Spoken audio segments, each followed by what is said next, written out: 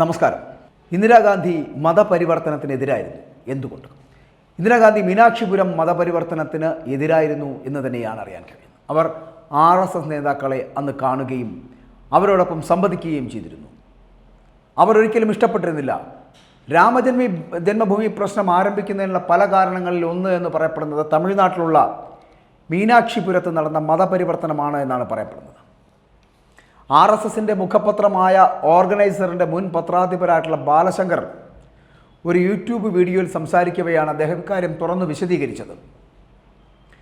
അതായത് മീനാക്ഷിപുരം മതപരിവർത്തനം എന്ന് പറയപ്പെടുന്ന ഇന്ത്യൻ രാഷ്ട്രീയത്തിൽ RSSനും ഒപ്പം BJPക്കുമൊക്കെ ഒരു ടേണിംഗ് പോയിന്റ് ആയിരുന്നു എന്നാണ് പറയപ്പെടുന്നത്. നൂറുകണക്കിന് വരുന്ന പിന്നാക്ക സമുദായക്കാർ മുസ്ലിങ്ങളായി മാറിയ ഒരു കാലഘട്ടം. എന്താണ് ഈ മീനാക്ഷിപുരം മതപരിവർത്തനം എന്നുള്ളതൊരു വലിയ ചോദ്യമാണ് കേട്ടോ. അതായത് ഇന്ത്യയിലെ തമിഴ്നാട്ടിലെ തിരുനെൽവേലി ജില്ലയിലെ ഒരു ഗ്രാമമാണ് ഈ മീനാക്ഷിപുരം എന്ന് പറയപ്പെടുന്നത്. നൂറുകണക്കിന് വരുന്ന താഴ്ന്ന ജാതിയിൽപ്പെട്ട ഹിന്ദുക്കൾ അവർ ഇസ്ലാമിലേക്ക് ഉള്ള ഒരു മതപരിവർത്തനം നടത്തിയ ഒരു സംഭവമാണ് മീനാക്ഷിപുരം മതപരിവർത്തനം എന്നുള്ള പേരിൽ അറിയപ്പെടുന്നത്.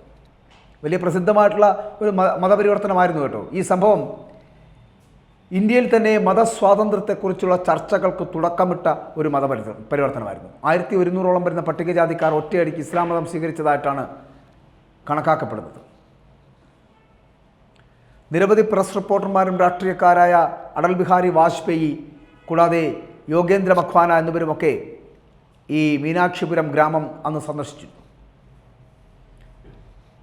പ്രധാനമന്ത്രി ഇന്ദിരാഗാന്ധിക്ക് മീനാക്ഷിപുരം എന്ന് പറയപ്പെടുന്ന സ്ഥലത്ത് നടന്ന മതപരിവർത്തനത്തിൽ വളരെ വല്ലാത്ത അതൃപ്തി ഉണ്ടായിരുന്നു. മതപരിവർത്തനം നടത്തരുത് എന്ന് തന്നെയാണ് ഇന്ദിരാഗാന്ധി പറഞ്ഞത്.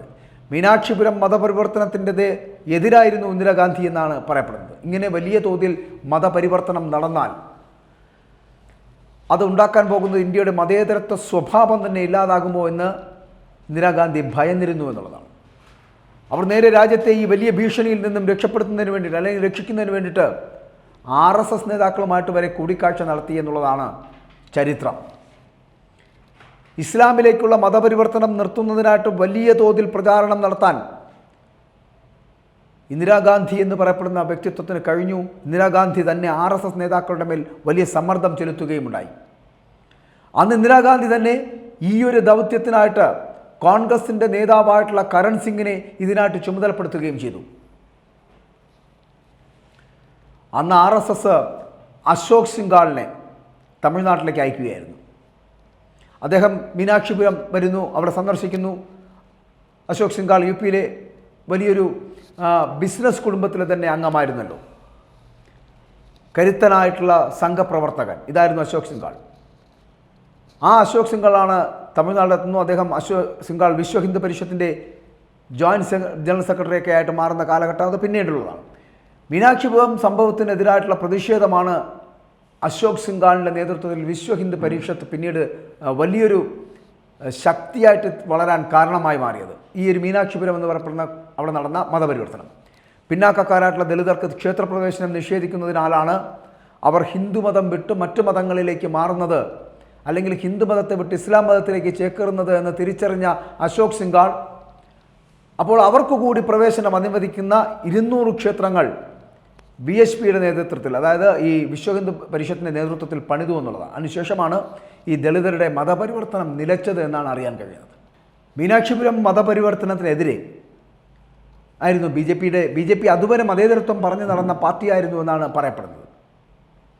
അതിനുശേഷം BJP ഒരു ബഹുജന സംഘടനയാക്കി വളർത്തണമെങ്കിൽ ഏതെങ്കിലും ഹിന്ദുക്കളുടെ പ്രശ്നം വളരെ കൃത്യമായി ഏറ്റെടുക്കേണ്ടതുണ്ട് എന്ന് ഒരു വലിയ അഭിപ്രായം രൂപപ്പെടുകയുണ്ടായി. അങ്ങനെ മീനാക്ഷിപുരം മതപരിവർത്തനവും ഇതിന് പ്രേരണയായി എന്നുള്ളതാണ്. അങ്ങനെയാണ് രാമജന്മഭൂമി പ്രശ്നം ഏറ്റെടുക്കാൻ തന്നെ അത് തീരുമാനങ്ങളിൽ ഒന്നാണ് എന്നാണ് പറയപ്പെടുന്നത്. ഒരു രാഷ്ട്രീയ പാർട്ടിയും അടുപ്പിക്കാതിരുന്ന ഹിന്ദു പാർട്ടിയായ മഹാരാഷ്ട്രയിലെ ശിവസേനയുമായി ചേർന്ന് നിന്നുകൊണ്ട് BJP സഖ്യമുണ്ടാക്കാൻ തീരുമാനിച്ചതും ഈ കാലയളവിലാണ്. 1951 കോൺഗ്രസിനെതിരെ ശ്യാമപ്രസാദ് മുഖർജി രൂപീകരിച്ച പാർട്ടിയാണ് ജനസംഘം എന്ന പേരിൽ അറിയപ്പെട്ട ഭാരതീയ ജനസംഘം എന്ന് പറയപ്പെടുന്ന പാർട്ടി. ആ പാർട്ടി അടിയന്തരാവസ്ഥ കാലത്ത് ജനസംഘം ജനതാ പാർട്ടിയുമായി കൂട്ടുചേർന്നുകൊണ്ടാണ് പ്രവർത്തനങ്ങൾ നടത്തിയിരുന്നത് എന്നുള്ളതാണ്. പിന്നീട് അടിയന്തരാവസ്ഥയ്ക്ക് ശേഷം നടന്ന തെരഞ്ഞെടുപ്പിൽ ജനസംഘം എന്ന് പറയപ്പെടുന്ന പാർട്ടി ജനതാ പാർട്ടിക്കൊപ്പം നിൽക്കുകയായിരുന്നു. അന്ന് ഇന്ദിരാഗാന്ധിയെ തറപറ്റിച്ച് ജനതാ പാർട്ടിയുടെ നേതൃത്വത്തിലുള്ള സഖ്യം അധികാരത്തിൽ വരികയായിരുന്നു. അന്ന് മൊറാർജി ദേശായി ആണ് പ്രധാനമന്ത്രിയായിത്തീരുന്നത്. 1977 മുതൽ 79 വരെ ജനതാ പാർട്ടി ഭരിച്ചിരുന്നു ഇവിടെ. പക്ഷേ 1980 നടന്ന പൊതു തെരഞ്ഞെടുപ്പിൽ വീണ്ടും ഇന്ദിരാഗാന്ധി അധികാരത്തിലേക്ക് വരികയായിരുന്നു. 1980 ഏപ്രിലാണ് അടൽ ബിഹാരി വാജ്പേയിയുടെയും അദ്വാനിയുടെയും നേതൃത്വത്തിൽ BJP എന്ന് പറയപ്പെടുന്ന പാർട്ടി രൂപം കൊള്ളുന്നതെന്ന്. വാജ്പേയി ആയിരുന്നു ആദ്യ ദേശീയ അധ്യക്ഷൻ എന്ന് പറയപ്പെടുന്നത്.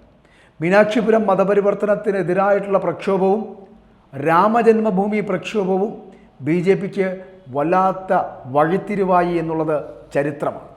അത് ഞാൻ പറയാതെ തന്നെ ഇന്നത്തെ തലമുറയ്ക്ക് അറിയാവുന്നതാണ്. ഇവിടെ ഇന്ദിരാഗാന്ധി മതപരിവർത്തനത്തിനെതിരായി ഇരുന്നു എന്ന് പറയപ്പെടുന്നത് രാമജന്മഭൂമിയിലേക്ക് നോക്കുമ്പോൾ രാമക്ഷേത്ര നിർമ്മാണവുമായി ബന്ധപ്പെട്ട് വരുന്ന വിഷയങ്ങളിൽ BJPക്ക് ഇടപെടേണ്ടി വന്ന സാഹചര്യം എന്തായിരുന്നുവെന്നും മീനാക്ഷിപുരം മതപരിവർത്തനം എന്ന് പറയപ്പെടുന്നത് 1980കളിലെ BJPയുടെ വളർച്ചയുടെ തുടക്കമായി കാണേണ്ട ചില പ്രത്യേക സാഹചര്യങ്ങൾ കൂടിയായിരുന്നു അത് എന്നുകൂടി സൂചിപ്പിക്കുന്നു. അതായത് മതപരിവർത്തനത്തെ ഏറ്റെടുക്കുക, രാമക്ഷേത്ര നിർമ്മാണത്തെ ഏറ്റെടുക്കുക, രാമജന്മഭൂമിയെ ഏറ്റെടുക്കുക എന്നുള്ള ചില ഹിന്ദുവുമായി ബന്ധപ്പെട്ടു വരുന്ന വിഷയങ്ങൾ കൈകാര്യം ചെയ്യാൻ വിശ്വ ഹിന്ദു പരിഷത്തും RSSും BJPയും കൈകോർത്തിരുന്നു എന്നുള്ളതിൻ്റെ ഏറ്റവും വലിയ തെളിവുകളായിരുന്നു ഇവയെല്ലാം.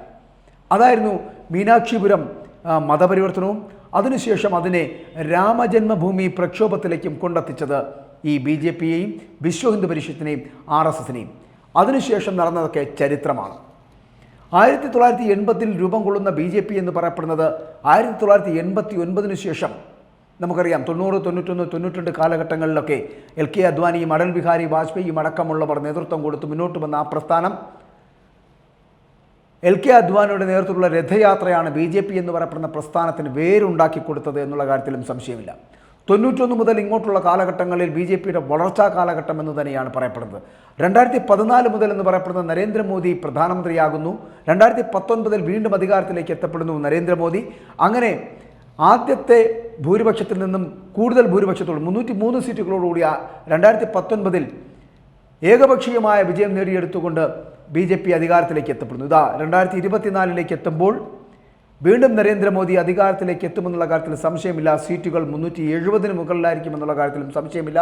അപ്പോൾ BJPയുടെ വളർച്ച എന്ന് പറയപ്പെടുന്നത് കഴിഞ്ഞ 45 വർഷത്തിനുള്ളിൽ നേടിയെടുത്തത് ഭീകരമായൊരു വളർച്ചയായിരുന്നു എന്നുള്ള കാര്യത്തിലും സംശയമില്ല. അതിന് അടിത്തറ പാകിയ അടൽ ബിഹാരി വാജ്പേയി എന്ന് പറയപ്പെടുന്ന സാത്വികനായ മനുഷ്യനെയും LK അദ്വാനിയെയും നമുക്ക് ഈ നിമിഷത്തിൽ ഓർക്കാം.